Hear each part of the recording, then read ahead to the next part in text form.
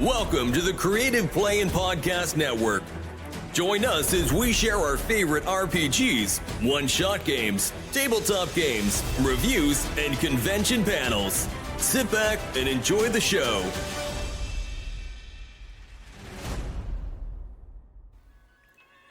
Hi, this is Kelly, aka Trixie from Ragnarok and Roll, assigned to Ragnarok Story, and Tilda Wimblewick from D&D Journey of the 5th Edition. First off, I would just like to say thank you to everyone for listening to our varied adventures, as well as for rating us on iTunes and rpgpodcast.com. If you haven't rated us yet, we would greatly appreciate it if you could. And if you're looking for more ways to support our efforts, we are now on Patreon, a great site where you can help us continue making more podcasts, as well as some special surprises for our patrons. If you can, please look us up at www.patreon.com/cppn. Every little bit helps.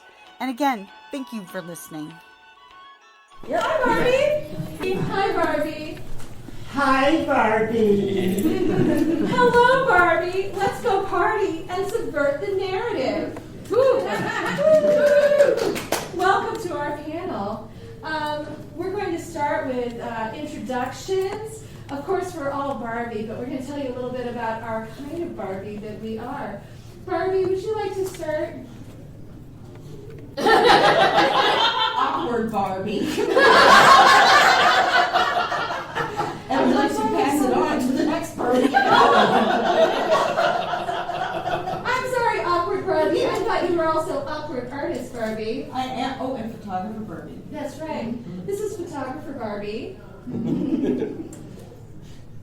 I'm goth Barbie. Yeah, I also enjoy a lot of nerdy things and talking about them. Thanks, goth Barbie. Thanks.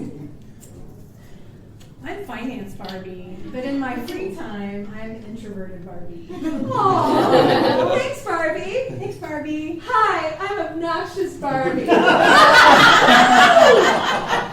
And in my free time, I'm obsessed with hats and tea, and I pretend to be professionally English.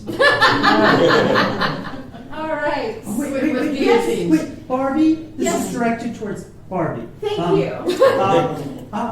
Do you know corset Barbie? I do know corset Barbie. I'm corset Barbie on the weekdays. Oh, Yeah. okay. Yeah. So I'm many kinds of Barbie. Actually, what I am is demented Barbie. So, and also, just before we get into it, spoiler warning, there will be spoilers. So today we're going to discuss how the movie subverted our Barbie expectations, challenging the narrative around girl power, and unpack some of the issues of second wave feminism. And if you want the full blurb, I'm happy to give that to you. Should I do it? You want it? Sure, Barbie. Sure. Thanks, Barbie. Okay, Barbie. No one could have predicted the record-shattering success of the Barbie movie. Fueled by word of mouth and think pieces, the film's debut captured the zeitgeist and unleashed a fashion moment. More than that, it launched 1,000 discussions between friends and fans, exploring philosophy, feminism, and what it means to be kenough. We'll jump into a fantastic conversation and unpack this glamour in pink. Yeah, that's where we're at. So, Can we have another color besides pink? not today. Only pink. This is pink today. I am definitely wearing pink from head to toe. Pink, pink, pink. There's pink. Everyone's wearing pink today. Only you're in pink. I'm so sorry. It's pink. You walk through that door, transforms. So what I really hear you saying is we're all in the pink. We are. Yeah. Welcome. So we're going to get into it. We're going to start with the opening for reasons. If you've seen the film, you know. Yes. Photographer Barbie. Yes. You're going to hear about the opening. And we're going to prepare you for how much you need to see this opening. I look forward to piecing any TikToks that I've watched. Right. Excellent. So, finance Barbie. Yes. Would you like to start talking about the opening? No.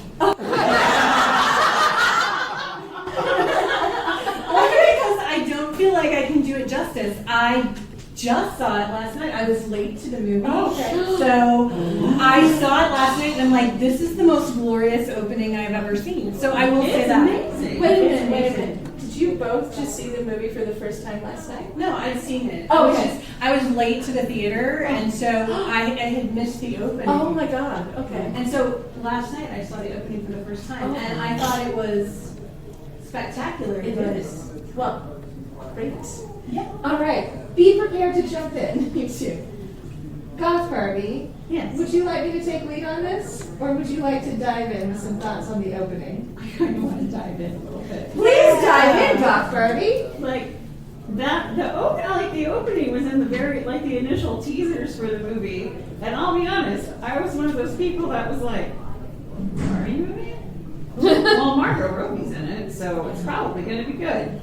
But when that opening, like that whole thing from 2001: A Space Odyssey, where it's like these girls laying gray, brown, dirt things, like, oh, they're baby dolls, and that's all there is for them, and then just Barbie appears. And it was so good. And they even used the music.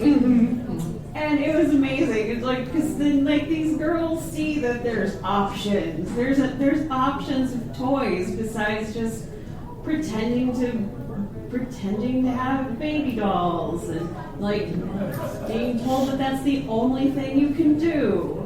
When it's like, no, you can actually be tall and powerful and just amazing. And glamorous. It was great. So I appreciate 2001: A Space Odyssey for the fine work of art it is. Yeah. But I found once was enough. It may have been because I was sober at the time. But, good on them for creating a wonderful work of art. However, Barbie has elevated it forever into a pantheon of glory. I immediately, in the theater, I started cackling, and I could hear the other geeks because it was like we were calling to each other in a private room with the cackle. I was like, yes, geek. No, geek. I too am geeky Barbie. And I was surrounded by some young people who were sort of like, What? the olds are so weird. And I was like, there will be a Google think piece and you will learn. Yes.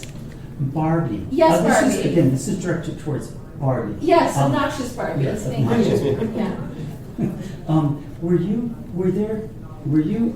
Were there the mother-daughter duets amongst you, all dressed in pink?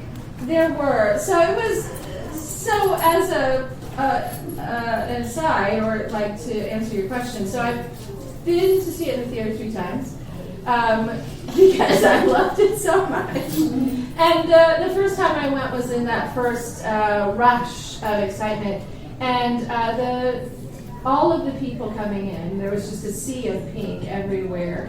There was one wonderful gaggle of queers coming in who they had bow ties and blazers and vests and neck scarves, and they brought their girls with them, and they were like, "Come, we're shepherding you in, cis women, come with us." That was great. That was great. So yeah, it was like queer moms, daughters, weird middle-aged ladies like me, and it was beautiful, and there was a lot of me. Were there any men? Yes, there were men. Other than the queer men? Yeah, there were the occasional boyfriends who looks like, and maybe husbands, partners who looks like they were not sure what was happening.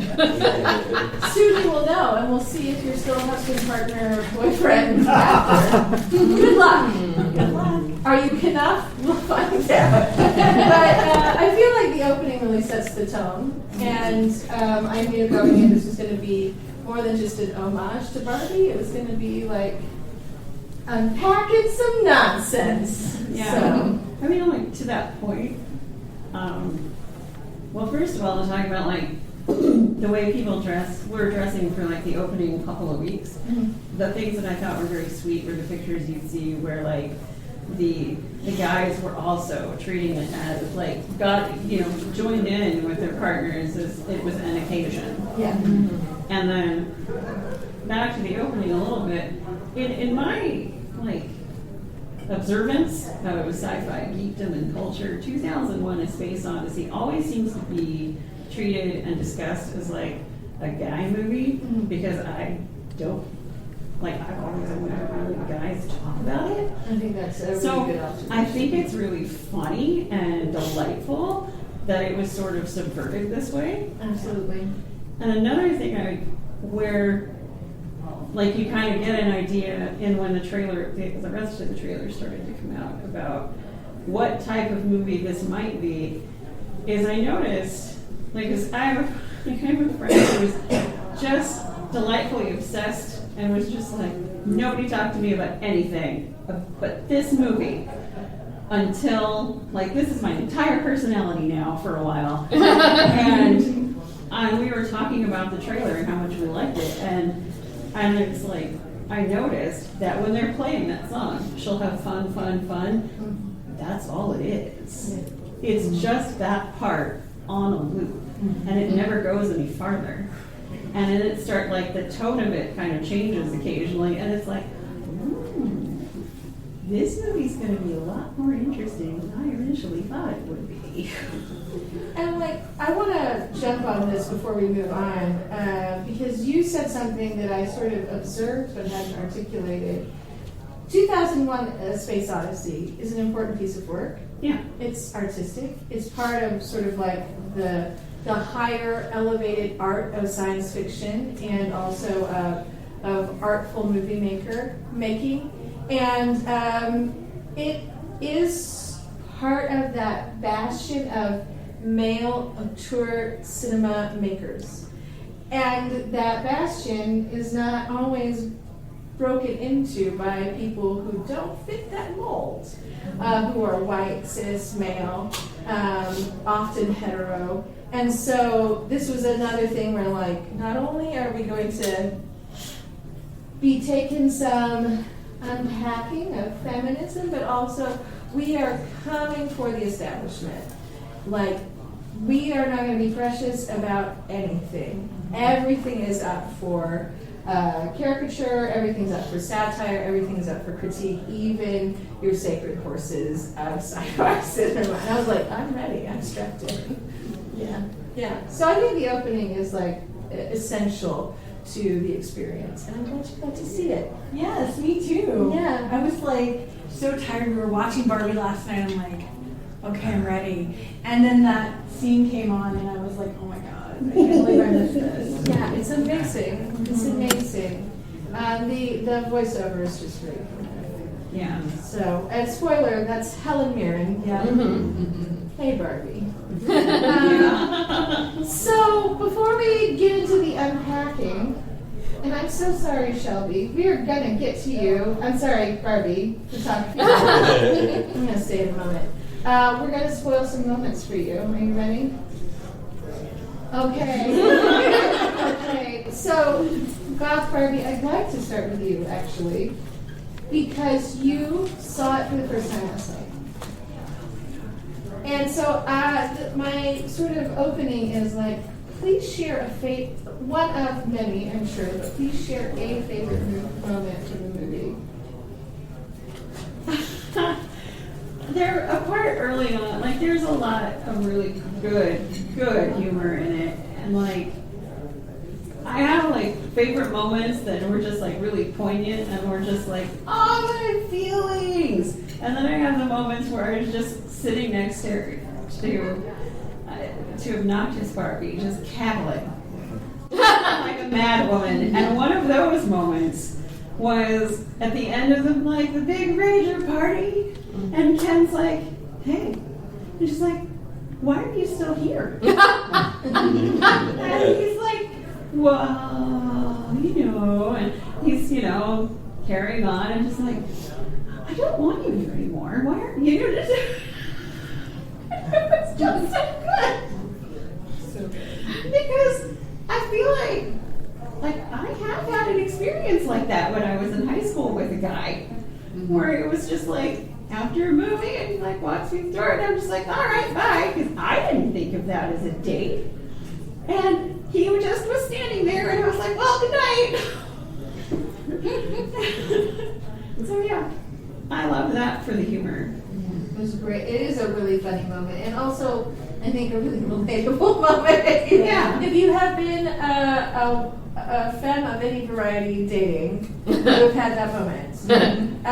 So, Shelby, I'm going to rope you in on this and just come on, photography Barbie. Who is this Shelby? I don't know, Barbie. I don't know. I am actually Barbie. demented Barbie, and so I'm in multiple timelines. It's very confusing.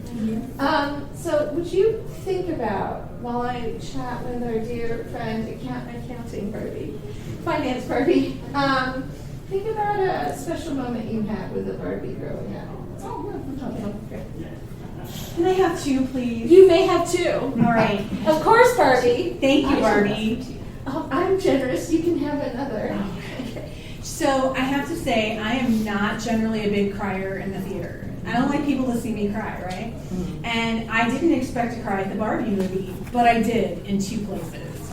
The first one is Barbie's in the real world, and she's sitting at the bus stop, and she looks over at this old woman, and she says, "You're so beautiful." I'm gonna cry. Right. I'm gonna cry because we don't look at women of a certain age as beautiful. And thank you. I'm getting to that certain age where I don't feel beautiful. And she just looked at her and told her that, and she's like, "I know." And I'm like, "Yeah, go, yeah." And then the other one was America's monologue, where she's talking about you have to be a team player, but you have to be a leader, right? And you have to be pretty, but you can't be too pretty. And all of those discrepancies that run around in your mind, I will just say, we were talking about this. I had a behavioral scientist that works at my company came in to talk about women, right? Isn't that interesting? That was my exact reaction. Talking about women. Was this a male? Yes. This is male. Oh, God. So he's didn't feel that Correct. He was being interviewed by one of my dear friends who was trying to be careful. And anyway, he pretty much said her monologue. Like, well, women have to do this, but they have to do this, but they have to do this. And at the end, he's like, I'm not saying women have to do everything, but I'm like, but you are. Mm-hmm. You just said we have to do everything. And I was like, I guess when I got to that point in the movie, and I had heard it before, I'd seen the movie, I'd seen clips of it, I cried because it hit home so hard. Like, I just don't know how to be everything. That's because it's not possible, Barbie. No, Barbie, it's not. No, Barbie, it's not. No. Photography, Barbie. Yeah. I know you haven't had a chance to see the film, but you have had a chance to interact with small Barbie. Yes. Do you have a special moment that was like empowering when you were? I know you're like Barbie was not necessarily your milieu, but Just so Barbie's What I remember is I wasn't playing with Barbie. My sister was obsessed with Barbies. Actually, Mom still has all her Barbies. And what I remember is she had her best friend over, and they played for days. that's Barbie. cool. They would come out, get their snacks, grab a piece of bacon, not bacon, bologna, because that was going to be, they'd cut it out and they'd feed a turkey. And it was so, at the time I thought it was cute, but as an adult, I'm like, that was really precious time. Yeah. And my sister gave her, they were still friends for a while, they gave her, when they got older, she gave her a little box that said Barbies Forever. That's awesome. Yeah. No, I'm gonna cry. And then we tried to trap the cat in the Barbie house.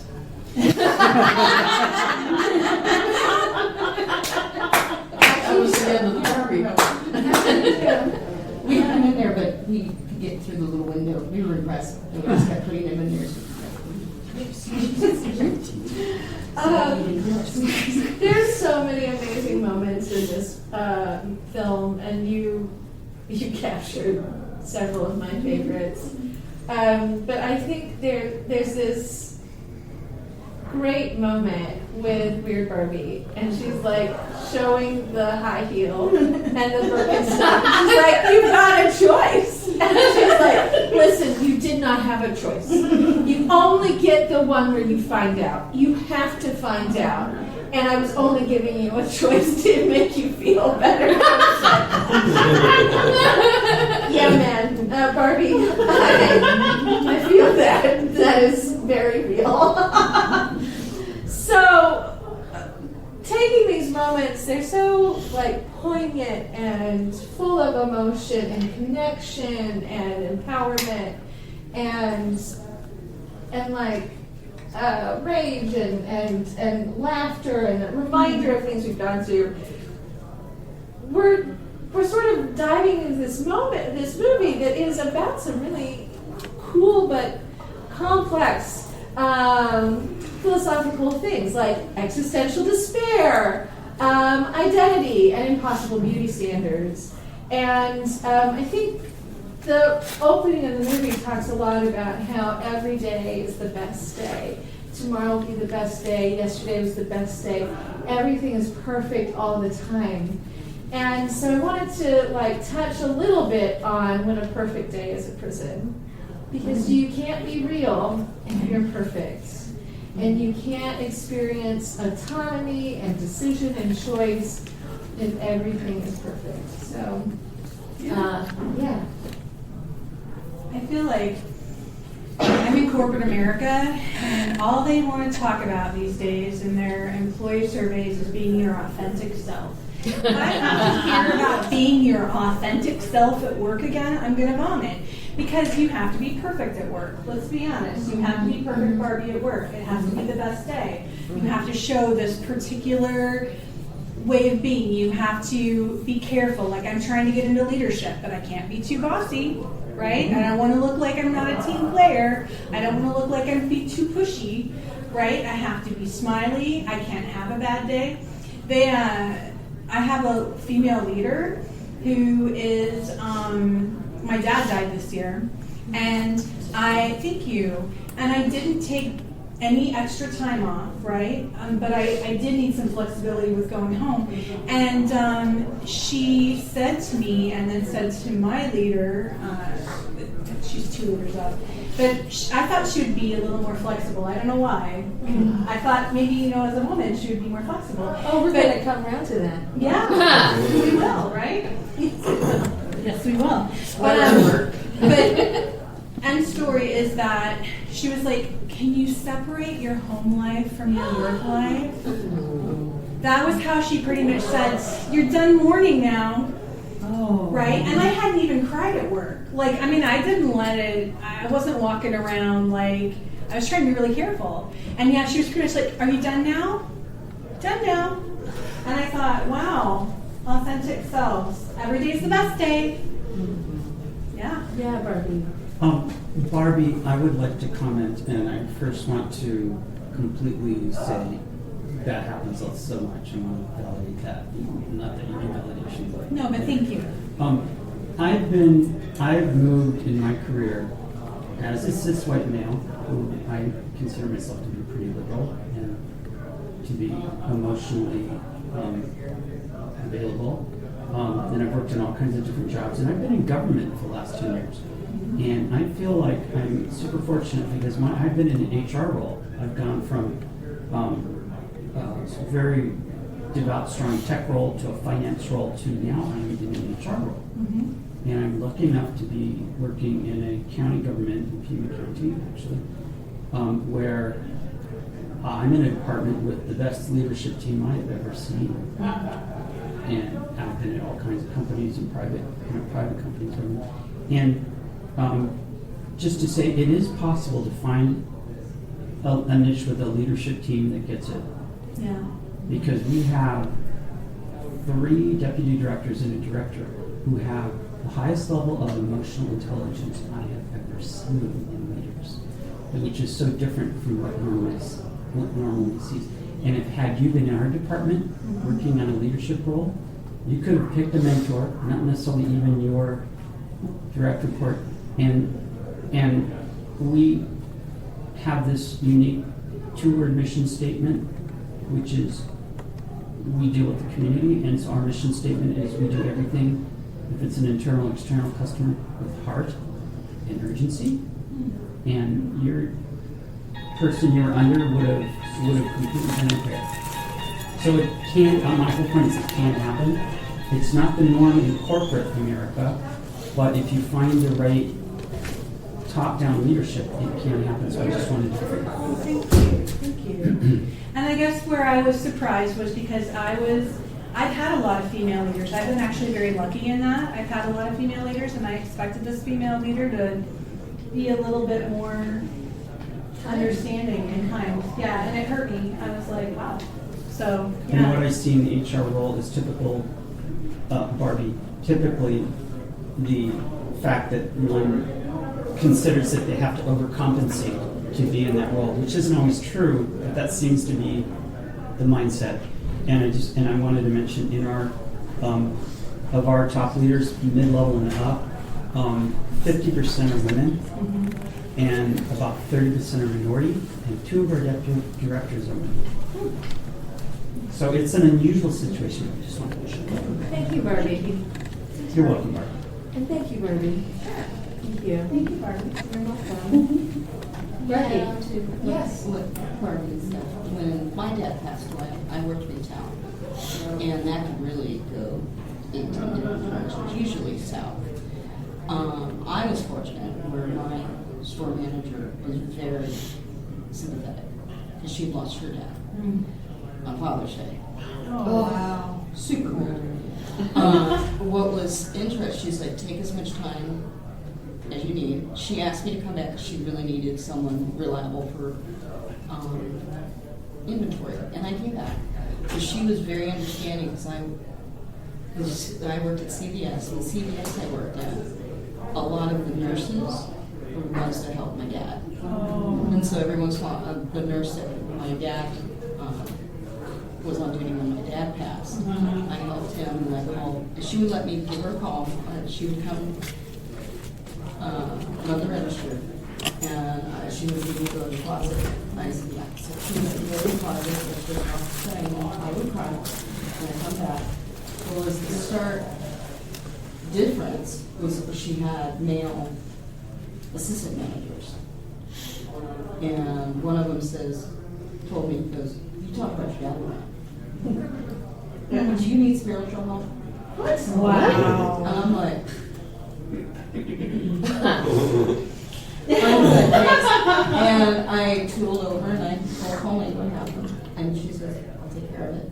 And then I had another one when my grandmother passed away.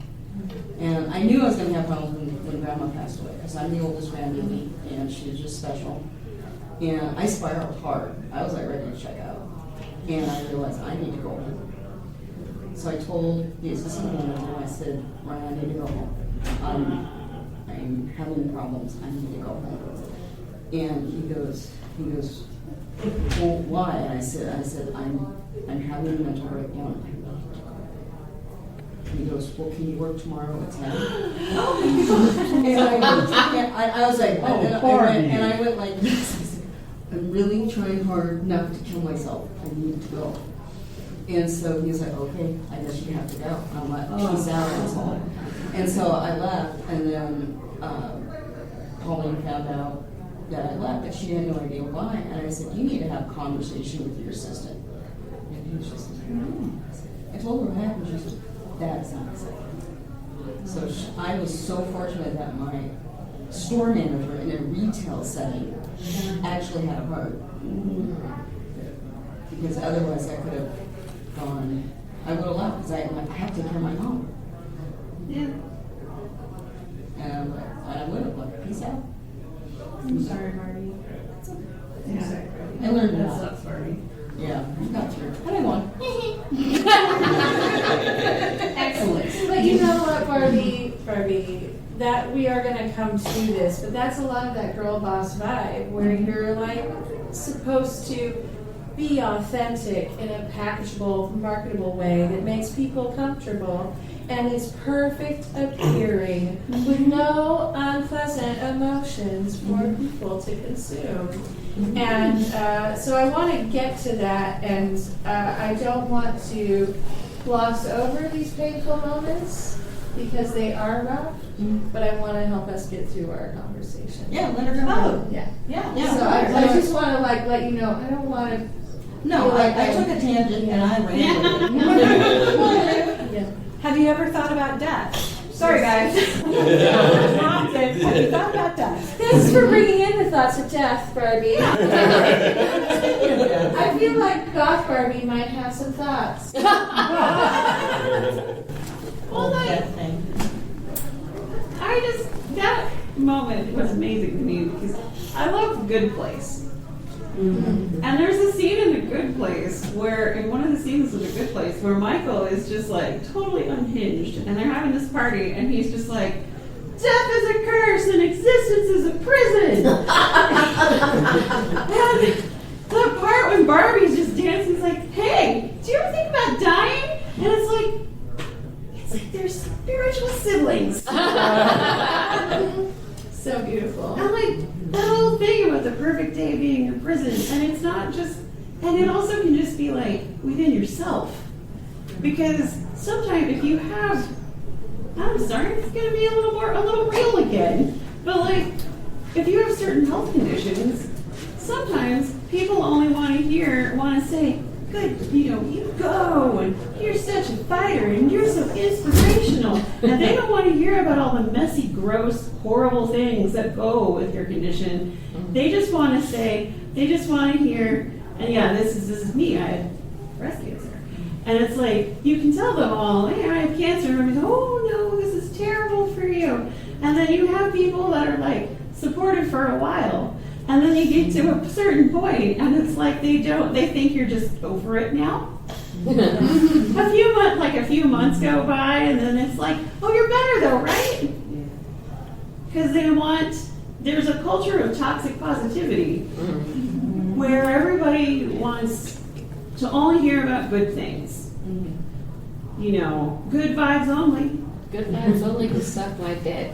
Thank you. And then maybe it'll be good vibes only. Thank you, Barbie. Somebody that I know on Facebook posted something one day that was like it was along those lines. I had such a visceral reaction, I almost unfriended them. And I was like, no. But it's like, I wanted to talk about having cancer, but I struggled initially because I'm like, I know how people are. And I don't know how much I want to say. And then one of my friends was like, this is your space on the internet, and you get to say whatever you want. And if somebody doesn't like it, they don't have to read it, and you don't have to keep them around. She said it in like probably a less blunt-ish way, but that's what she said, and it was really kind and compassionate, and I was like, thank you. So I am going to say whatever I want. Good job, Barbie. Thanks, Barbie. Go, Barbie. You're welcome, Barbie. So, of course, I'm an overachiever, Barbie, as well as unhinged and obnoxious Barbie. I'm multifaceted. I don't think we'll get through everything, but I do want to take a moment to talk about the fallen arches and the fall from grace. So this is like, to me, it was very symbolic that when Barbie's feet were no longer in this impossible, little position, that it was like suddenly she was flawed. And that is like, on one hand, so are all of we, and it's great because we're human and real like the Velveteen Rabbit. But for her, she'd been living in her perfect day in her prison, and being imperfect was the key from that prison, but it is a painful key. So I don't know if that's just my comment, and we don't have to have a conversation, but if you have some thoughts on that, I would be delighted to hear them. Barbies? I think that's good. Yeah, pretty much encapsulated. So, but that leads us into the temptation of maintaining the status quo. And girl boss vibes, problem of white feminism, and second wave feminism, which is like, well, we did it, and if you just lean in hard enough, and you like separate your work life from your personal life, then can't you succeed like the men? Because isn't patriarchy not a problem? And yet, we're still making 70 cents on the dollar. Right, yeah, absolutely. So, would any of you like to talk about girl boss vibes? The only thing I really think about when you think about the girl boss vibe is the most recent season of the Harley Quinn animated series. Because Poison Ivy gets put in charge of what we didn't do. And Talia al Ghul comes around and is like, oh, congratulations, you're now like an evil villainous CEO like the rest of us. And she invites her to these luncheons where it's that whole vibe of like, yes, queen, we're like ladies in power and look at us go. But they're not actually doing anything to change anything. And Poison Ivy starts to get really angry because she's like, but this is what I want to do. And they're like, but you can't really do that. I mean, you still have to make it seem like they're in charge. And she's like, no, I'm in charge. And she gets angry and the whole thing goes great. But that's kind of how, like, it was what I kind of think about with the whole girl boss thing. It's like these like important ladies go on chat shows and they have TED Talks where they talk about how we need to change the dynamic and we're getting into power and isn't it wonderful? But then it's like nothing ever really happens to make it.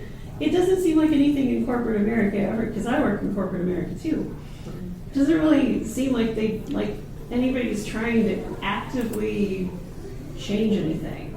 Because if you look at a lot of corporations, people can talk about like girl boss stuff all day long, but a lot of corporations, including the one I work for, the upper management structure is all a bunch of like middle-aged or old white guys with like really dated mindsets.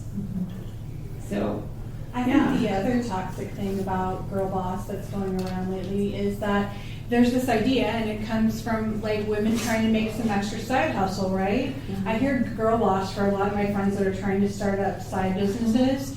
They have this idea that they have to work full time, they have to be the perfect mom, and they have to have this entrepreneurial side hustle and be a girl boss in order to achieve the perfect family, the perfect, and these are my friends who are selling like Scentsy or, you know what I mean? They're doing pyramids, and there's nothing wrong with that if you like that. I'm not saying there is. I'm just saying they're working their asses off. I see them like going live and doing all this stuff, and they've got, all of them have girl boss shirts and girl boss water bottles. And I guess my point in bringing it up is there's this idea that they have to be everything to achieve this dream of what their family structure is going to look like, and they're making 70 cents on the dollar, and they're working the second Etsy job or doing whatever on the side to try to make more money for their family and feel like they're in charge. And it's a myth.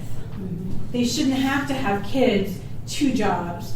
It shouldn't have to be that way for them. And I feel like that girl boss moniker that's gotten put on all of that, it's just this myth.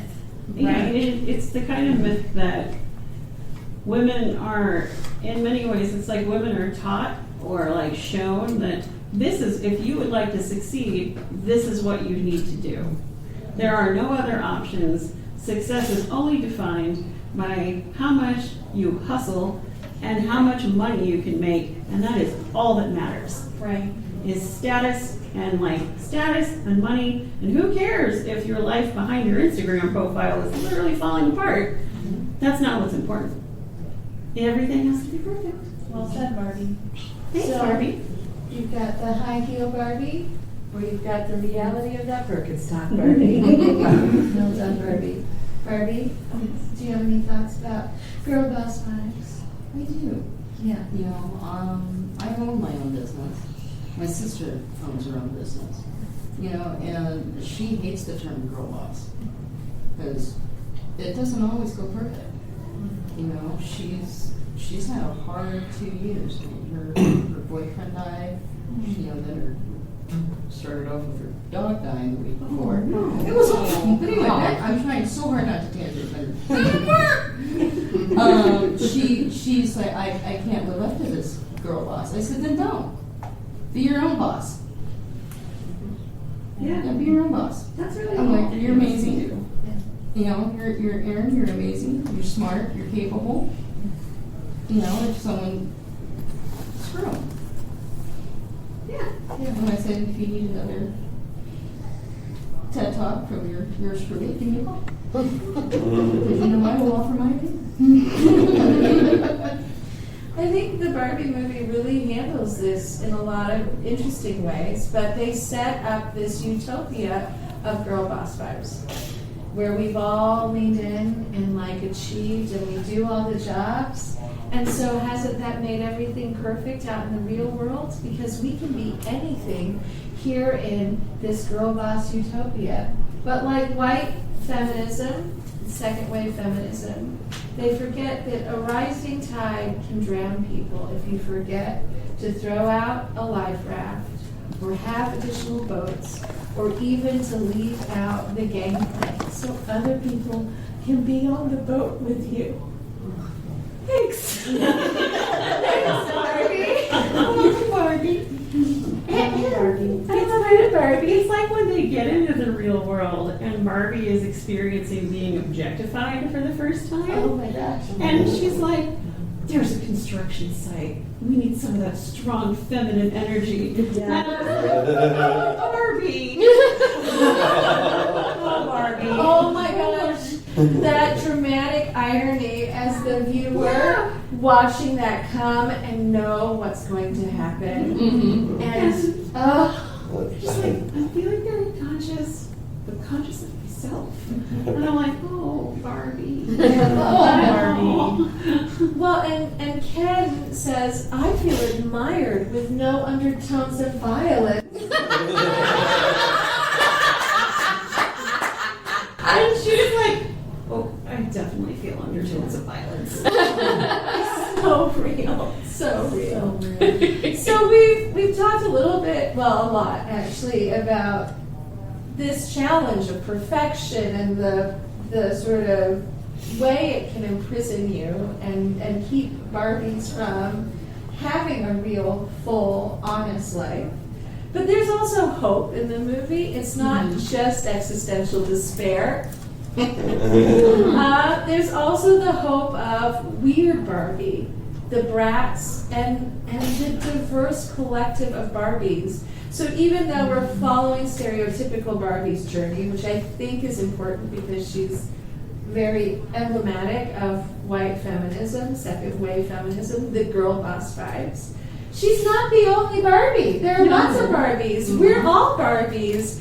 And the Barbie movie really, you know, it's imperfect. Everything is worthy of critique, but it does have an amazing array of Barbies, diversity. So I'd like to ask you all, my darling Barbies, what do you think of when I say to you that being flawed is important?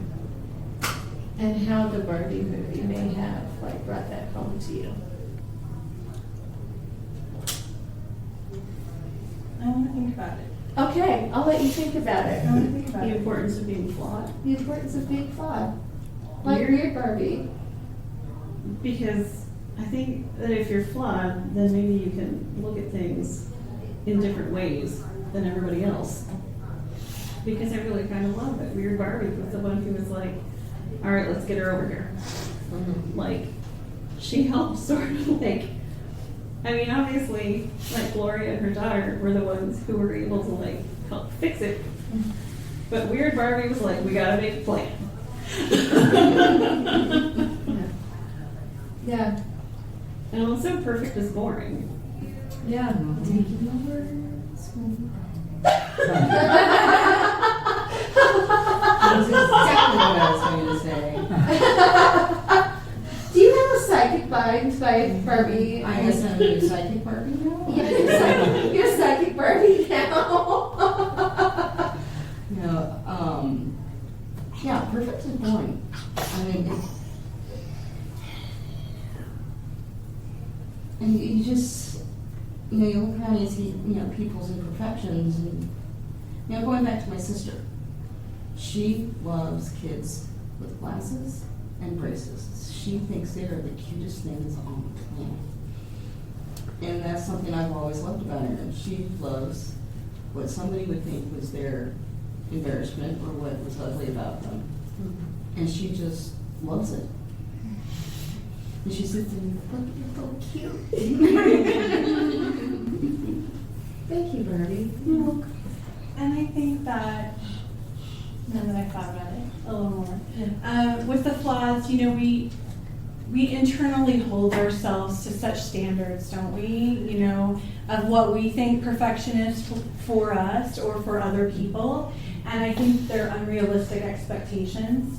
And by embracing the flaws, right, there's a lot more grace we give to ourselves and other people. And I think that's a really important lesson from the movie. Yeah. And again, it's this sort of like key to liberation from that prison that is the girl boss vibes and the promise of second wave feminism, which clearly is a failed promise, that we can never be perfect enough or good enough or work hard enough to convince people who wish to oppress us that we are worthy of being human beings. So maybe we can just be humans, Barbie. Yeah. And I think that being human is a state of being flawed. And it makes me always think of the Velveteen Rabbit, because the rabbit is only a human or a real or alive once it is very flawed. And now I'm crying again. But the pathway to liberation from patriarchy and the Kens taking over Barbie land is not only through finding our imperfections and flat feet and cellulite and the ways in which we don't measure up to an impossible perfection. It is also the ways in which all of Barbie land, who is not indoctrinated, comes together, including Alan, and Sugar Daddy Ken, and Earring Magic Ken, and Midge, and Pump Up the Volume Scooter.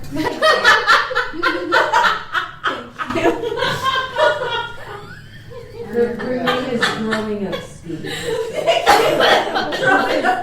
It's Growing Up Scooter. This is coming from a severe Barbie collector. Thank you, Growing Up Scooter. But she Sugar's Daddy. Sugar's Daddy. Sugar's Daddy, because it's the dog. Right, yes. That was the whole point. It is the dog, but also in the queer community, we have some feelings about it. Yes. So they come together to save the others, and once you are liberated, you join the revolution to liberate everybody. No Barbie left behind. And personally, I feel that is a super important part of it, because it is the response to girl boss feminism, where we don't forget that we need to make it possible for people to join us. And I'm ranting, but I feel like it's really important that is kind of a thing led by a queer woman and a woman of color. And the white lady Barbies are being saved. So anyway, we are getting close on time, so I'm sort of rushing along. Oh, can we roll over? And we aren't kicked out of the hotel until tomorrow at 8. So. Oh, great. I'm gonna slow down a little bit. So, May I make a comment? yes, I just Barbie. wanted to make a comment that at one point in my life I talked to a psychologist, Barbie, and she gave me something that was so simple that I never considered, because I'm one of those people that consider myself a perfectionist, so I was always going to the nth degree. And she taught me the concept of the good enough standard. And so I think that's important for anyone to learn at any level of their life, male or female or whatever gender you are, any gender, is that you have the power. If you have the power and guts to decide for yourself what's good enough, that's the standard. Yes, there may be the business world, the corporate world that has their standard, but you decide for yourself what's good enough for you. Kenough. Absolutely. That's a really good I just wanted to throw that out there because it gets so dismissed. No. And it's just, like you said, so much permeates the concept of perfection and having to smile at work. And what a luxury to have a boss or a leader who understands that their most important job is to facilitate their staff who's doing all the work, and it's good enough. I have a friend who says, don't let perfect get in the way of good. I personally, I reject the whole floss concept. Yeah. When it comes to people, you're who you are. And do we all have work to do? Yeah. And that's part of life. You're supposed to go to bed tonight a different person than you woke up. That's being a human being. But you got to hear, and that's perfect for now. Tomorrow, that'll be perfect too. It's I don't, none of you guys are fun. Oh, thank you, Barbie. Thank you, Barbie. So, Do you need a tissue? so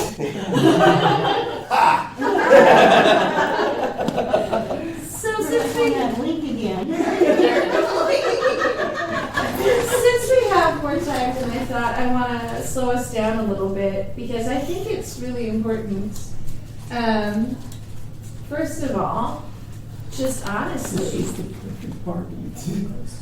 Oh, stop it, Barbie. This is perfect. I need Squad goals. Thank you. So I want to slow it down a little bit and come back to the diverse Barbies, and in conjunction with talking about what is flawed, does it even exist? Are we all not perfect in and of ourselves as we are who we are? But Tanya, I'm sorry, Goth Barbie. Pardon. It was your first time watching the film last night, and you said some really lovely things. So I'm going to pick on you.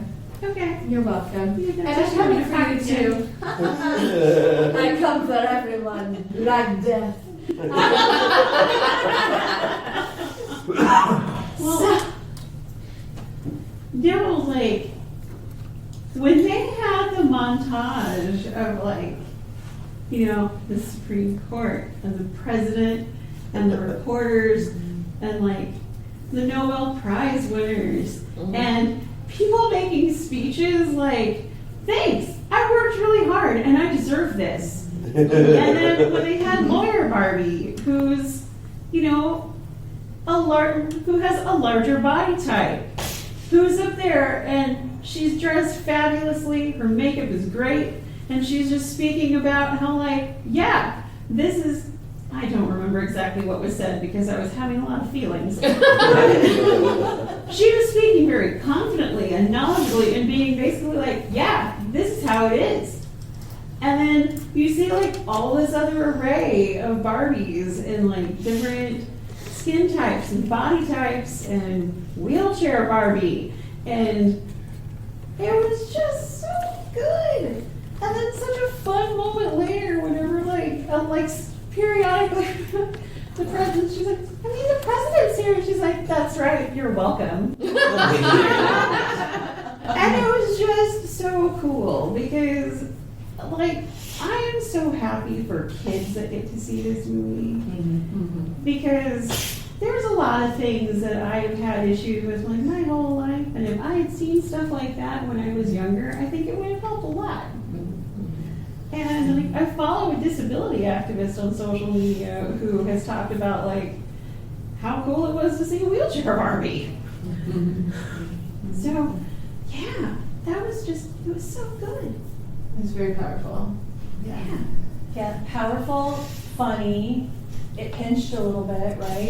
Yeah. But you just kept coming back to, it didn't, we were talking earlier, it didn't take itself too seriously, right? But No. even though it was so serious. It totally made fun of itself on purpose. Yeah. Because really a lot in our culture, we tend to be able to talk about the serious only through comedy. And that's when the real truth comes out. And the Barbie movie really made fun of itself so that people could have it more palatable. Yeah. And like that's the one thing that had to do like with Lawyer Barbie. A friend of mine who, she's just a gorgeous plus size burlesque performer, had posted something saying that one of the things she valued the most from the movie was to get to see a fat woman exist in a world and was not played for laughs. She always looked fabulous, and she was treated as an act like a regular person. It was no big deal that she looked different from so many people. And I was like, oh, I will. It's like one of those things where like mentally like, I'm gonna remember that for later. And last night when I watched, I was like, oh, I have to talk to her about this. Because I think representation does matter. And we've talked about that a lot in many of our panels this weekend. And so on one hand, Barbie Land is a utopia. It is impossible. And yet, even though it's a utopia, it is flawed. And there are problems because they are forgetting to make sure that they are actually helping other people. They've forgotten that connection. That's so critical, I think. But also, it is aspirational, and sometimes we need that. And I think as real people in the real world right now, it's aspirational to see ourselves present and celebrated and normalized in a space that is about something that represents ultimate beauty, ultimate glamour, ultimate thing you can be as a femme person. Listen, I generalize. Of course, there are lots of things, but this is sort of like the package of Barbie, right?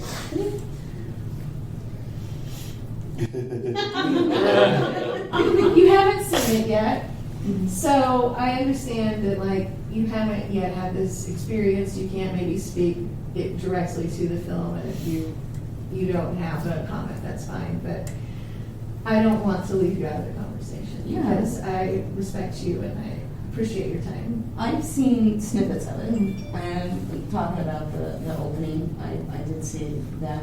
Thank you for the TikTok. Thanks, TikTok.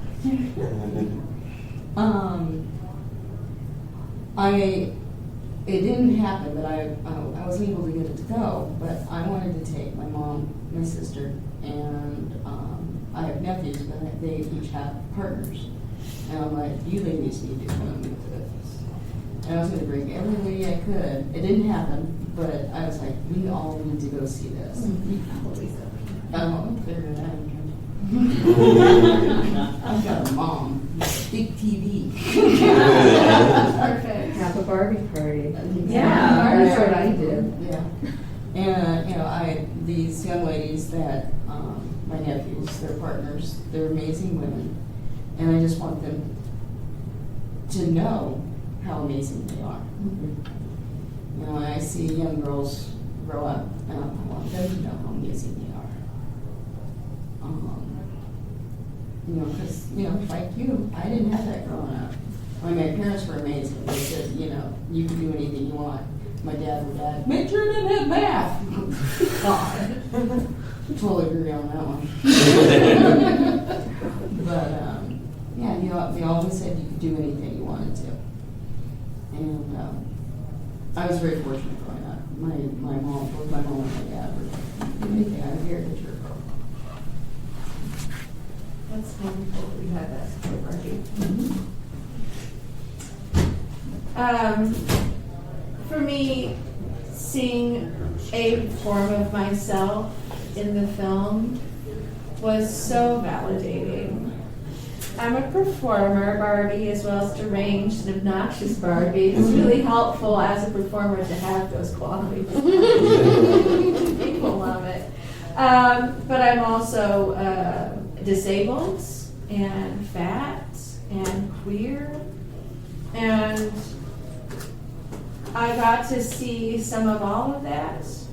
And it's so rare to see that in any kind of media in a respectful way where it's not played for laughs or played for like just this thing that happens like inspiration porn essentially, or where people are like, oh, it's look at how good you are. You really inspire me. And I'm like, not if you hurt me in the morning.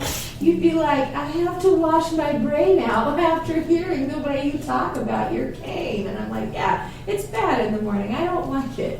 But to have that and to see that as something I can aspire to, a world maybe I can help facilitate for other people.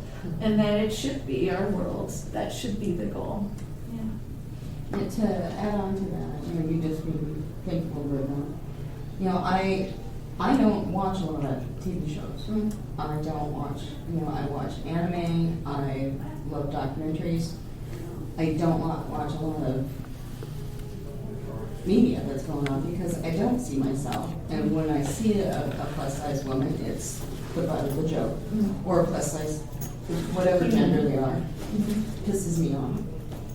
I'm like, why am I going to deal with this? There's other things that I see that make me uncomfortable, so I don't watch it. That's a rule I give myself. Okay, I'm just not going to partake in it. That's why I like the anime. I already know it's going to be crazy pants. And so at least it's art. Watch the pretty pictures. And sometimes the delightful stories too. Yeah. So I want to get into Gloria, played beautifully by America Ferrera, and who is a middle-aged woman, a woman of color, acting in Hollywood. She's had a long career.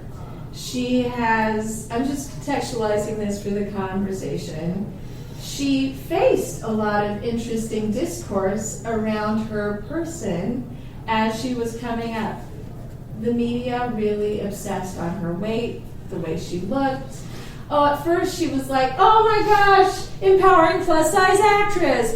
Oh my gosh, too plus size, not enough plus size. Is she still a plus size actress? Is she dieting? Has she lost weight? Oh my gosh, look at her glow up now. She can be a romantic heroine. And as a performer who is roughly her age, watching her go through that in synchronicity at the same time of life as she was living through, I was like, always had a lot of compassion for this actress. She's also incredibly talented, and I felt like she brought all of her lived experience to this role. And I know that she also brought some editorial oversight to her role and changed some things and impacted like the speech and suggested some changes to make her character a little bit more what it needed to be. I'm glad they let her do that. Yeah, same.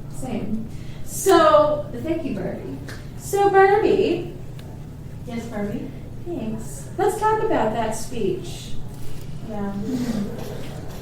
Again, I think all of these things we're told we're supposed to be, right? In one great speech, all of the angst we feel over how do you navigate being a leader, but being a team player, but not being too pretty. You don't want to, be too attractive, but you still have to look good for your man. All of that, I think, for me, it, as I said before, just culminated into this feeling of, wow, I've been carrying this around. I didn't know I was carrying it around this much, and how much it was bothering me until I heard her say it. And how much pressure I was putting on myself, right, for not being thin anymore, right, and I'm not young anymore, and I don't quite feel as pretty as I used to, and what does that mean for me in society, and can I be a leader, and can I do these things? And so I guess my point is it really hit me in a personal spot, and I felt like it was just beautifully done. It just really, I think, speaks to a lot of different women. You know, I think all of us had talked about how we could relate to that speech. Yeah. Thank you, Barbie. You're welcome, Barbie. I mean, it's funny because like there's some aspects of it that of the speech where she's like, you know, looking a certain way or whatever, and you know, some of it where it relates to like makeup and things. It's basically one of those things where like not everything applies, but enough of it applies. Where when she starts to talk and you realize where it's going, it felt like a physical blow. And I was like, oh, because yeah. And there was even a poem that was going around a few years ago that this reminded me of. And if I remembered that this morning, I could have looked it up and told everyone who it was by. But it went in that same vein. And there had been a video that was made. Somebody took that poem and they hired actresses to say different and edit it to say different lines. Where it's like that it was that whole thing, like, well, you know, and it came down to like being a woman is impossible. Because there's too many contradictions. Just in general. And I was like, yeah, there's some of those things that I've gotten to the point where I don't care anymore. But in other ways, it's like, yeah, that's really fucked up. Because I might not care about it, but that doesn't mean the rest of society stopped caring. Yeah. And I've been very, very fortunate to be in spaces where, like now, like as an adult, where people aren't being so terrible in that way. And yet I'm like uncomfortable truths Barbie. Yes, change my name to that. Yes, you are. Uncomfortable truths, Barbie. As a big girl, I can say sometimes, I don't know if it's this Jupiterian vibe I put out people, or I look like a mom, but people are like comfortable to come up and talk to me. We've been talking about that, right? So it actually brings people to me sometimes, right? People come up to me in the airport and be like, can you take me to baggage claim? I'm not kidding. But at the same time in the airport, I have to be careful because am I going to take up too much room and be that person on the plane? And I actually had somebody look at me and ask for a seat change. So, uncomfortable truths, Barbie. And I guess where I'm going with it is that, yeah, not everything from that matches up, that there's enough of it, right? That it hits home and it hits hard. And even if you don't see yourself that way, other people still judge you that way, right? And that's where I didn't look like the perfect person, and I'd even bought 2 seats that day, you know, just to be careful and not be that girl. And I guess my point is, like, people still have that inner monologue in their head when they're looking at you, and you have to be like, hey, fuck off. Yeah. The thing that I mentioned at the beginning of the movie last night to Barbie. Yes, Barbie. Was that I really love. Helen Mirren has been quoted as saying that if she could go back and tell her younger self anything, it would be that she needed to tell people to fuck off more often. And I thought it was really, really awesome that she's the one doing the voiceover for the Barbie movie. Yeah, and super self-aware. Barbie, would you like to weigh in on this?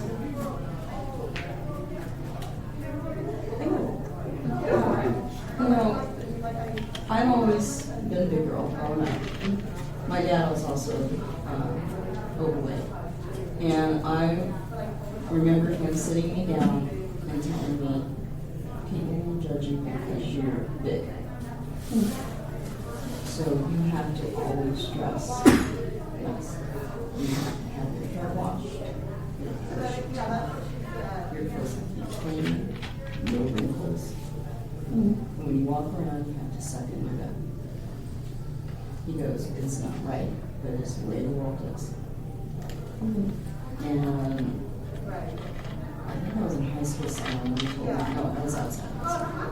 And he was right.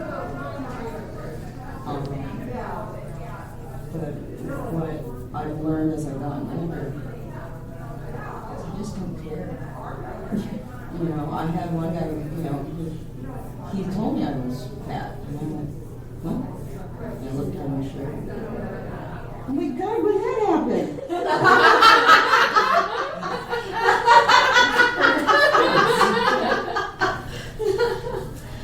And he was like, you know, he was expecting me to cry or whatever, and I was like, bring it. I've been dealing with schmucks like you all my life. And I just, you know, what you were saying just reminded me of, and with the speech was, you know, my dad had to give me that speech. And he wasn't doing it to be mean, he was trying to save me from... He was trying to give you a little armor. Yeah, and he did, and it worked. But then I got older and I learned the value of not giving a crap what people say. I learned that when you're skinny, because I got very skinny at one point, when you're skinny, you feel just the same way. It doesn't change. And the expectations the rest of the world tries to put on you isn't any different. And you can be as thin as a stick and they'll still call you fat just to make you feel bad. Make you feel bad. Yeah, so... Sorry. Oh, go ahead. Along the lines of like the contradictions, it's like growing up, because I've also always had a larger body, but it's like I had parents who were not that gracious, and sometimes, and my mom would be, sometimes it's like, why aren't you wearing anything that fits? And I'm like, well, because, and I also developed early. So it was, why aren't you you should wear some clothes that fit. And I'm like, I don't want to because people will stare at me. And then it would be like, well, then she's like, oh, okay. And then it's like, well, those clothes are too fitted. It's like, you made them. Because she sewed a lot. She was a seamstress, or sewist, I suppose, is more widely used now. But she made a lot of our clothes, but those were some of the contradictions that I grew up with. And it's like, just leave me alone. I didn't start wearing like cuter things because there was also the idea that if you were a certain size, you could not wear anything cute. Yeah. And I didn't actually start realizing that that was allowed until I was in my 20s. So, yeah. Patriarchy sucks balls. Yes, it does, Barbie. Thank you. Here, Barbie. Here. I had a lot of experiences that overlap with y'all's in different ways, Barbies. It's sometimes a trick and a challenge to be a fat-bodied person in this world, regardless of your gender identity. And armor will only get you so far. Yep. Camouflage will only get you so far. Diet will only get you so far. In a society bent on trying to mold you into an impossibility of perfection. This speech really shows that up. That this prison of perfection was always a lie. That you can't even achieve it. It's not possible. You'll never be that. So why try? Maybe be yourself. And I think one of my favorite things about having achieved this time in my life is how very few fucks I have to give. So my grandmother Barbie, Grandmama Barbie, told me a long time ago, the 40s are the best. Because in your 30s you still care. And once you hit 40, you know exactly what you want and you still have the energy to do it. And you know what, Grandmama Barbie, you were right. It's great. What did Grandmama Barbie say about 50? I know. I'm right there. 50. So my suspicion, Grandmama Barbie accidentally had a child at 41 and 42. So I think she said about 50. My goodness, birth control would have been lovely. I love my children, but maybe 10-year-old at age 50 is more than I thought I was going to do. Oh, and your grandmama needed to talk to my grandmama. Right. So also, I think that she was a parent in her 50s, and so that probably changed things. But also, the access to tools to help you have energy in your 50s probably is more now than it was for her. Absolutely. I agree. The 30s, Yeah. we're pretty cool. You walk through the 20s. Right. And I'm looking forward to my 50s. I mean, the 40s have been glorious. I just assume it gets better and better. And I look at Helen Mirren and I'm like, yes, queen. That's what I'm headed. Yes. So now, all of us Barbies need to kick out the patriarchies that are trying to take away our right to choose when we're going to have children or when we're not going to have children. Or just the autonomy to choose anything for our bodies. Yeah. Absolutely. Yes. So I have a Thank you, question. I'm changing the subject, but who was your favorite character in the film? Okay. All right. That's a great. Because I want to know. Yeah. This Barbie wants to know. Thank you, Barbie. And we've covered a lot of heavy stuff, so I think it's fun to bring it back to some of the lighter stuff. Goth Barbie, who was one of your favorite Barbies in the film? Weird Barbie. Shouldn't we re-ask that question? Other than Weird Barbie? Because Everyone's favorite, yeah. Worst Barbie. What's your second favorite? I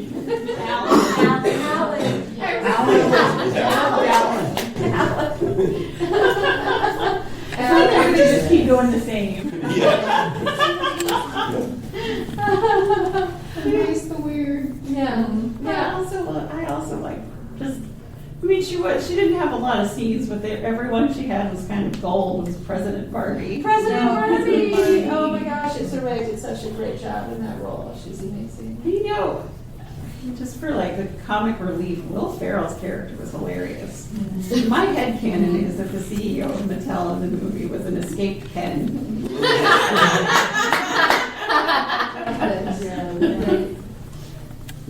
Favorite Barbie? Or favorite doll from the movie?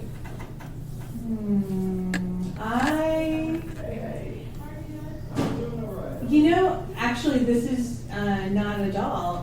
I actually liked America's Daughter. She was typical crappy teenage or preteen kid, who actually turned out to have a little bit of a personality. I kind of thought she was just going to be a placeholder, you know what I mean? And just this basic trope and not have anything special to say. But even when she was being snotty, when Barbie first went up to her, and she put her down in her place, I was like, I like this girl. So I want to take a moment to talk about that because I did sort of skip over this section.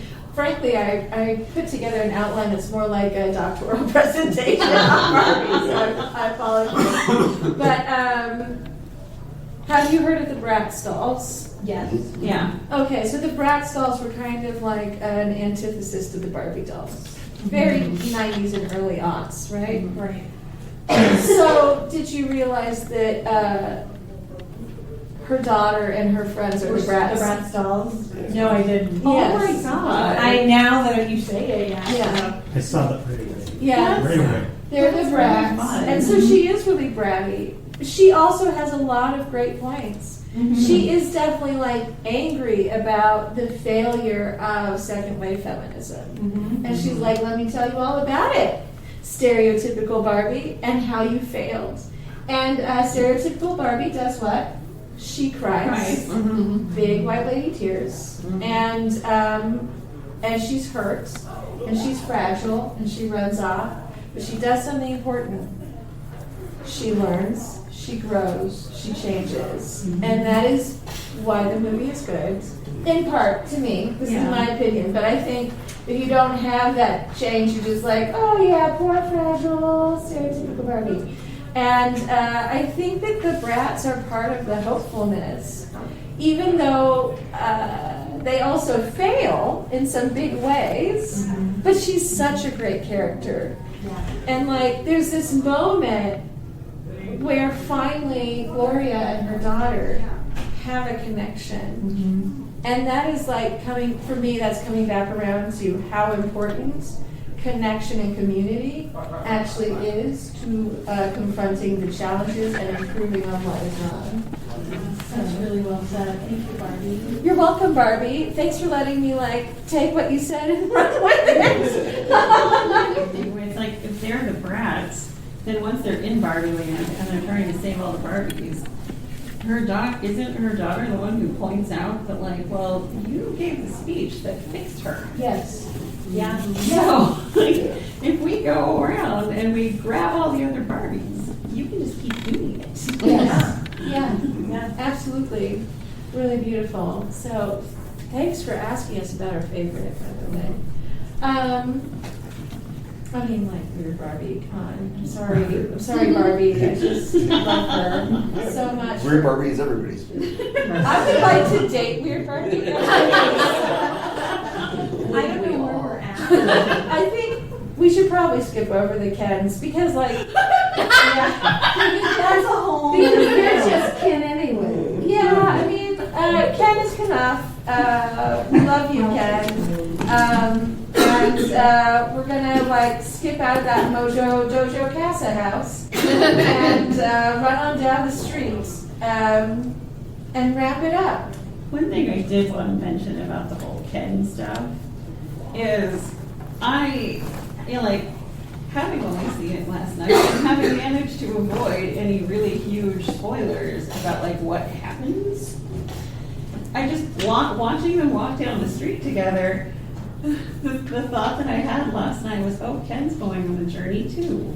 Yes, and then Ken gets to change. Lots of times out loud, I said, "Oh no." Yeah. Honestly, no. Can I put you on the spot for a moment? Can I can. Thank you. So we were talking earlier in the dealer room, and we were talking about with another person about the ending where they're showing the pictures of the real world. Can you share about that? Just because I think it's really cool. Yes. So it was interesting. My friend Zuli, I took her to go see it for her birthday. I have seen it 4 times. I got to see it for Barbie posted in a special preview on a Wednesday. oh, cool. I'm a super Barbie person. So, of course, she's like, I really want to see this movie. And I'm like, of course I'm taking you to the Barbie movie for your birthday. We're going to have a Barbie, birthday. So I take her and she sees it and we're crying and our friend who's a Ken, he's crying. We're all crying. And she says, I just have one problem. And it's the end where Barbie, here's a big spoiler, Barbie goes to the real world, but and gets the chance to stay there. And there is a montage of all of these family moments and people and laughing and children and happy crying and different things like that. And she says, I just didn't like that when Ruth Handler, because Ruth Handler is the creator of Barbie, if you don't know.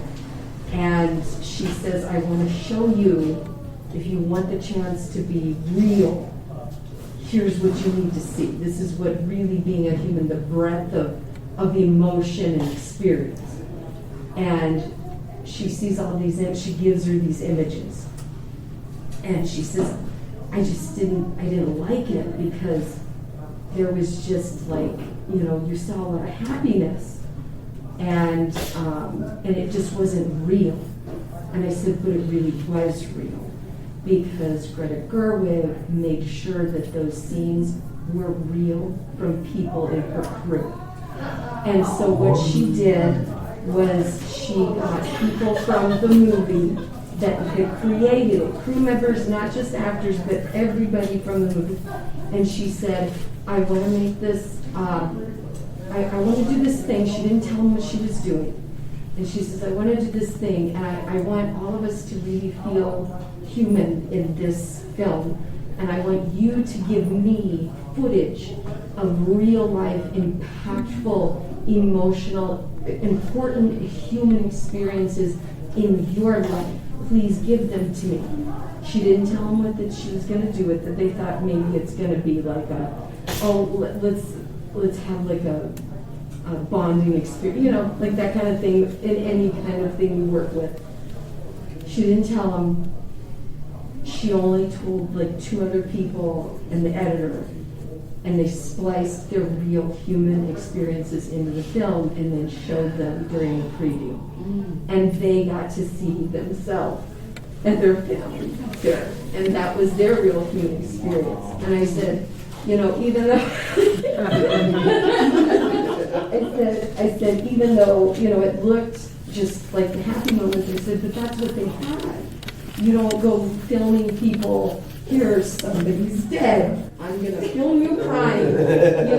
You don't save those. You don't want to save those necessarily on film. You want to save your happy memories, or you know, the different impactful experiences. So that's what Greta Gerwig did for her people, because she wanted their humanness to truly show through the film. So that montage is fully real human, and what her people felt was their full human experience. And that is what I think is really important in the film, is because she wanted to make it as real as possible. And she really did. Those are not like stock footage. That's her people and their human experience. It's beautiful. Thank you. Thank you, Barbie. Thank you, Barbie. Thank you, Barbie. Thank you, Barbie. I wonder how many of you came here expecting to cry today. I know the movie and I know you. Thank you, Barbie. That's why we drive expectations. Thank you, Barbie. So, there really isn't time to go into the Kens and their journey, but I do think that they are on a journey, and that part of the real solutions, although I don't feel this movie is a call to any kind of action, it's just a meditation on things, but my personal take is that solutions are never confined to just one gender. We have a multitude of genders. We have to work together. Patriarchy is bad for all of us. And the Kens have also been injured by that. I know that there are lots of a certain flavor of men who hated it, and I feel like the movie's really generous to men and very kind, and understands that they are also affected, and the Kens are part of that. Yeah. I just want to say, Barbie, as a man, I watched the film, I had high expectations of it, and I was blown away by how it dealt with everything. And it showed, it showed the vulnerability of multiple sexes in it. And I was really happy with that, to show change and acceptance in the end, you know, at the end of the film. Wonderful. One question that I kind of wanted to, what you guys thought, was like, were you really expecting so much emotional, so much deep philosophical stuff in such a pretty pink package? Not initially, although I had some warnings before I saw it. When I saw the previews, I did, because I looked and I thought, okay, interpolated, and I thought, okay, this is going to get deep. Because in my mind, it wasn't going to be so popular. If it hadn't been deep, it wouldn't have been such a hit. If it had just been light fluff, that's it, I don't think it would have done so well. Yeah. And so as soon as I saw, and I heard people talking about it, and I'm like, okay, I want to see this. You know, and I heard lots of my male friends also say, okay, I want to see this. Of course, my male friends are probably not typical male friends. What is typical? I was expecting kitsch, and knowing Greta Gerwig was involved, I knew it was going to have a punch. I didn't know she was bringing brass knuckles. They're rose gold, not gold fry at the time. So thank you all for this. Thank you all for being here today at the end of the con. Thank you, TusCon, for having us. Thank you specifically to Program Magic Barbie, who's in the audience, who, when I went to Program Magic Barbie and I said, hey Barbie, we want to do a panel about the Barbie movie, Program Magic Barbie was like, you and me? And I was like, well, we could, but I was thinking with the Rhoynish Turtle Conservation Society Barbies, and the Hut Slayer contingent. And it's been a real privilege and very profound to share this conversation. You're welcome. Thanks everybody for staying late. Yeah, thanks, Barbies. And for the record, I was ready to wrap it up on time, and I appreciate we got to run late. And I respect you so much for being vulnerable enough to turn into the Clint. Yes, the Barbie. Yeah. Or Precious Moments Barbie, as my dear Ken, the Grand Arbiter, likes to say. What's up with Guillotine Barbie? Okay, listen, I was first French Revolution Barbie. Yeah, I've been on a real journey. So. But thank you all very much. Maybe we can bring back the Kens for next year. Who knows? In the meantime, we can embrace our Birkenstocks Barbie. Yes, absolutely. It's the end of the convention weekend. I'm really keen on Birkenstocks. I'm also a Birkenstock Barbie. I think next year it should be the Kens as an LGBT boy band. I mean, I'd like that, just period. That's I like that. Sounds perfect. Yes, that doesn't need to be a panel. That needs to be a reality. Thank you. Well, please, I'm going to say to you all what I say at the end of all of my live streams and all of my events since we are wrapping up TusCon, and because Program Magic Barbie will let me get away with a whole lot. I do feel that a lot, by the way, and I'm super grateful. And you're all letting me get away with monopolizing sometimes. So I'll probably cry, so bear with me. I think it's really easy to sometimes forget what we have been through and to pretend like it hasn't happened the last 3 years. And I think it's really easy to want to put a little veneer over it and pretend like everything can go back and be perfect. And it can be really easy to want to return to that status quo. And we can't. But I'm so grateful that we can be here together at TusCon 50, that it survived through the pandemic, that we all survived, each of you, I see all of you, I'm glad you're here. And so I want to remind you to treasure yourselves as I treasure you, that you are irreplaceable. Oh. And so you need to wash your hands, wear a mask when you feel like you need that for safety.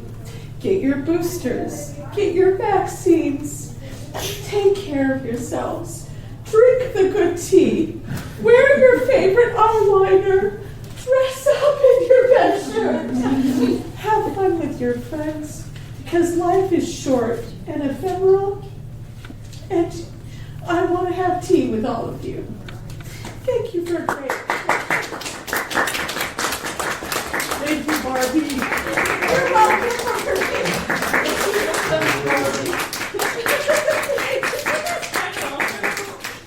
Wanted to say that how cool it is that all together we've managed to create space. We've managed.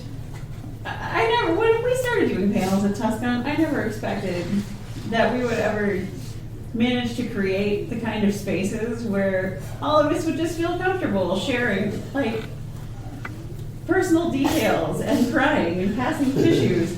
But I really like it. I'm glad that all of us feel like safe and comfortable enough to do that. Welcome to your tribe, Barbie. Thanks, Barbie. All right, you all, you better be back for TusCon 51. And that means taking care of yourselves. We still have a couple tissues left. Yeah. Thanks, Barbie, for bringing us extra tissues. Thank you for listening to the Creative Play-In Podcast Network. If you enjoyed our show, please check out D&D Journey of the 5th Edition and Ragnarok Enroll a Scion Hero to Ragnarok Story. Also, check out our Patreon page for more content and behind-the-scenes things, as well as joining us for a one-shot game or two.